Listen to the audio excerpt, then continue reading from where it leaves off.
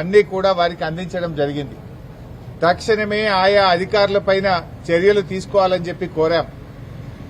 ముఖ్యంగా కొంతమంది పోలీస్ అధికారులు, కొంతమంది ఎన్నికల నిర్వహణలో ఉన్న అధికారులు పూర్తిగా తొత్తులుగా మారిపోయి కళ్లు మూసుకొని వాళ్ళు ప్రవర్తిస్తా ఉన్నారు.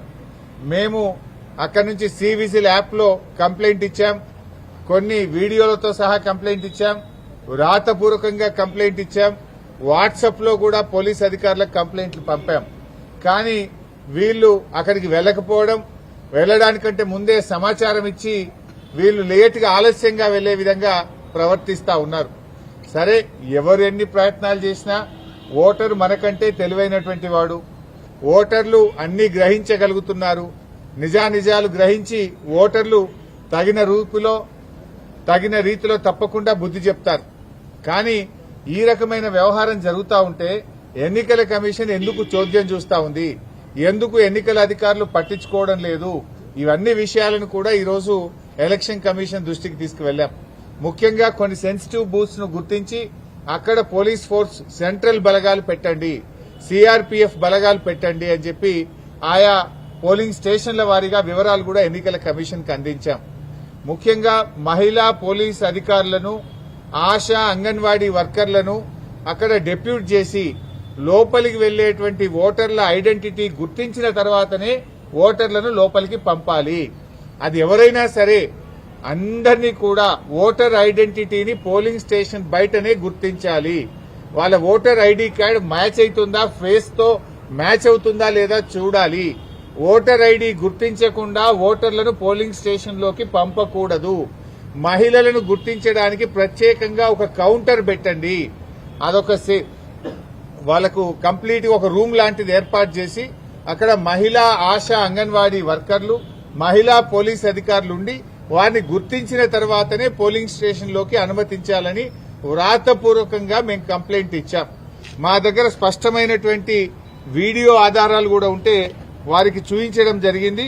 ముఖ్యంగా ఫేక్ ఐడి కార్డులు ఇబ్బడి ముబ్బడిగా ఏ రకంగా ఫేక్ ఐడి కార్డులు తయారు చేశారో ఇప్పుడే వారికి సుదర్శన్ రెడ్డి గారికి, మన రాష్ట్ర ఎన్నికల అధికారికి ఈ వీడియో కూడా చూపించాం. మీరు కూడా ఈ వీడియో చూడొచ్చు. ఇక చూడండి, ఇన్ని ఫేక్ ఓటర్ ఐడి కార్డులు ఏ రకంగా వచ్చినాయి బయటకు. ఈ ఓటర్ ఐడి కార్డులు ఇన్ని కుప్పలు కుప్పలుగా బయట ఎట్లా వస్తా ఉన్నాయి. ఇదే కాకుండా ఇంకొక వీడియో కూడా ఉంది, ఫేక్ ఐడి కార్డుల వీడియో.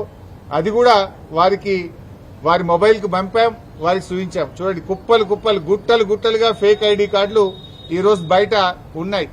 ఈ గుట్టలుగా ఫేక్ ఐడి కార్డులు ఏ రకంగా వచ్చినాయి, మరి ఎన్నికల అధికారులు పోలీసులు ఏం చేస్తా ఉన్నారు, ఈ ఆధారాలన్నీ వారికి చూపించడమే కాదు వారి మొబైల్ కూడా పంపాం. ఎలక్షన్ అబ్జర్వర్, ఇతర రాష్ట్రాల నుంచి వచ్చినటువంటి ఎలక్షన్ అబ్జర్వర్స్ కూడా ఇవన్నీ కూడా ఇవ్వడం జరిగింది. ముఖ్యంగా ఇవే కాకుండా చీరల పంపిణీ వీడియోలు, డబ్బు పంపిణీ వీడియోలు, అన్ని వీడియోలు కూడా ఈరోజు సుదర్శన్ రెడ్డి గారికి ఇచ్చాం. వారైతే మాకు ఈరోజు చెప్పారు, తప్పకుండా మేము యాక్షన్ తీసుకుంటాం, ఆ అధికారుల మీద చర్యలు తీసుకుంటాం, అవసరమైతే స్వయంగా నేనే విజిట్ చేస్తానని కూడా చెప్పారు. ఇలా యూసఫ్గూడలో కాంగ్రెస్ పార్టీ కార్యాలయం నానుకోనే పోలింగ్ బూత్ ఉన్నది. అసలు కాంగ్రెస్ కార్యాలయం అనే షిఫ్ట్ చేయాలి, పోలింగ్ బూత్ అనే షిఫ్ట్ చేయాలి.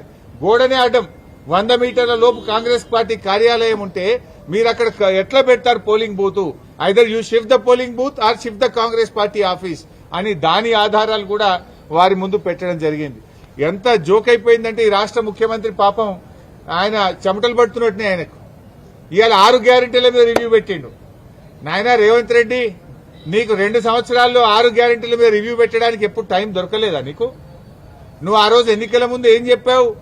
మొదటి అసెంబ్లీలోనే 6 గ్యారెంటీలకు చట్టబద్దత కల్పిస్తామని ఆ రోజు ప్రజల ముందు చెప్పారు. ఎన్ని అసెంబ్లీ సమావేశాలు జరిగాయి, ఎన్ని కేబినెట్ మీటింగులు జరిగాయి, ఏ ఒక్క రోజు 6 గ్యారెంటీల మీద చర్చించకపోతివి.